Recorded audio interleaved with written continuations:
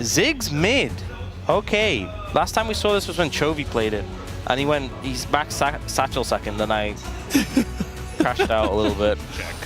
Oh, that's so this cool. cannon. You know ability names. I thought you couldn't do that. That's like one of the, yeah, because, you know, he's relatively new, so I looked it up, and yeah. Oh, yeah. Now it's kind of, yeah. I said it like a couple of times, so now it's kind of stuck in my head. Yeah. Well, Aiming doesn't have flash, and now he's kind of just being run down here. Uh-oh, he's going to get ulted and just die! Yeah. First blood goes to Teddy. Feeling pretty comfortable on this MF. Well, that's the lane matchup, right? MF just bullying out the Kai'Sa. Got some yelling on stage. The fight is breaking out as Cuz is able to cyclone his way to safety. One of the loudest pro gamers actually is Cuz. And we are on the KT side. He's very vocal. I don't know if you watched last year. KT put out a bunch of voice comms. I'm going to hold this thought while we're fighting this dragon. Zoe not really able to do much. They want to go in on it because he doesn't have his ult. As now he is going to go back in. Teddy kind of stuck in the pit, but he's able to get out. But Aiming says no. This ult's on top of him. And now there's no one to protect any of them. That is a double kill for Aiming. Job's done. Perfect. It's fixed. Who is still going in. Roamer is kind of in a rough spot now. He doesn't have his flash. And apparently no satchel either. Gets gunbladed to death. Yeah, has in terms of like the comm structure and what they say. Grim Deliverance right on top of Perfect, who is going to throw up the slicing Maelstrom right in his face, but he does have to flash away. And Casting now is beginning to feel pretty good about the way the trading is going. After getting a beating early on, Namgoon pretty tanky here on the Leona, but now the Eclipse is down. Solar Flare comes down, and Aiming says no regardless. Teddy does a bit of damage back, but take a look at the gold diff for the AD carries now, as it was 2K 3 minutes ago. Yeah, you're feeling a lot better now, and Namgoon, he was the one who hex flashed forward. He stepped in, so he is now on the back foot, and we talked a little bit about drafting for lane versus drafting for late game. I think it should. They buffed cashback because it wasn't being used last year before all this, like the quest came in. And I think they should nerf cashback with the context of the quest existing. Well, they know Palu's here, so they're just going to go for an engage as Roamer's in trouble. He is getting zoned by every which thing, as eventually you just get rooted and killed by Palu. Goodbye. But just yeah, target, kill target, they engage and then blow him up. Feels like Bro, they're like trying to set up for stuff, but they're not 100% sure, and then like one person gets caught out in a weird spot, and if you do that against, you know, Zoe, Nautilus, Wukong, you're going to get caught. You will get CC'd by something. Oh, Bro, start the dragon. Well, okay, this is scary for Bro. Not for KT, this is fine for KT. Yeah, no Nautilus ult. We'll see if that factors in as, oh, it's just taken by Cuz. Walks up and takes it as a ton of burst damage from the ults do come down from Bro. And the Zahan is going crazy in the pit. Cuz should be going down here.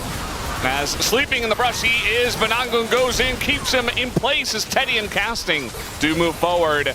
Aiming and BDD still hanging out, which can happen. And so yeah, now about 800 gold. I think that's the thing is that KT's comp does need to be more decisive with its engages and get on the back line. If Roamer and Teddy can kind of just free fire from distance, and especially Casting on this Zahen, if he's able to just like get in the mixer, problem. But you know, I digress. They are looking to try and push in here mid. A lot of pressure on Roamer. He's trying to use the minefield to clear, but it's hard when he's solo. Yeah, they're just going to give it up here.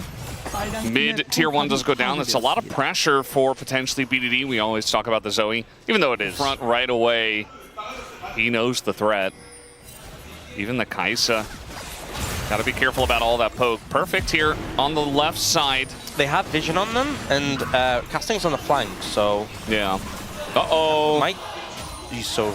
Oh, okay. They're just gonna send it. They just kind of have to. Casting those, taking a ton of damage. And there's no follow-up. He just dies. And that's not what I meant when they have to send it, because, yeah, now they're just getting pummeled by BDD, and they absolutely have to give this Ocean Drake up. There is no chance they can fight here. The thing is, they don't have the vision set up. Casting just kind of ran in by himself. This is not how you play around an objective. Like, there's no other way to spin it. This was just brute forcing, and it didn't work. And the thing is, they know this Baron is potential threat, but they're losing a lot of objectives, like mid-tier 1, top tier 1.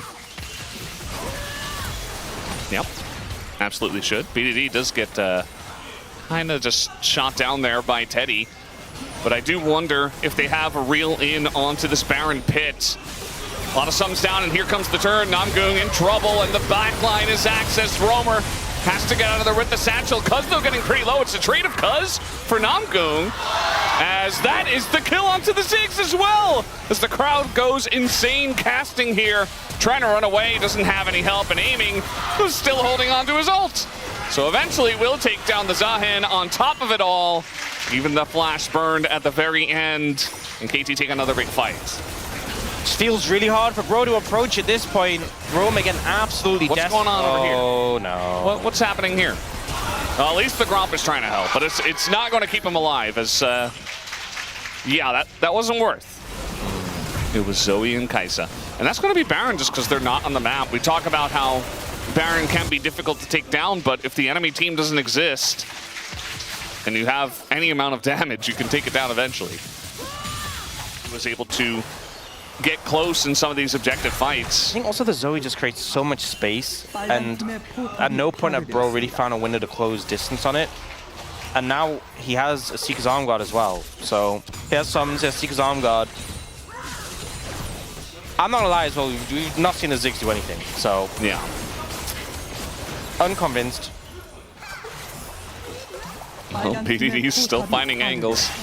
They're attempting to find an angle onto him and punish it, but it's he's not messing around. He wants to end this game. They have a lot of damage. Yeah. A lot of damage. He's like, if we're gonna get ahead, I'm at least going to get stacks. Like we're not getting 14K ahead and not ending this game. And that's one way to do it. And they've got the angle, the three-man cyclone onto them, and immediately in goes aiming. Even the hook, everything is beautiful here from KT. They will put their fans out of their misery and finally give them a win here in this series as Bro group up for it, and KT knock them down. Absolute decimation in the team fights in this game. BDD on his signature Zoe just smashes through Bro. Those are KT fans. How much slower the first two games were. This one was just like a brute force punch from KT. They will be able to close the series out. The expected result overall, but an interesting manner in how it played out.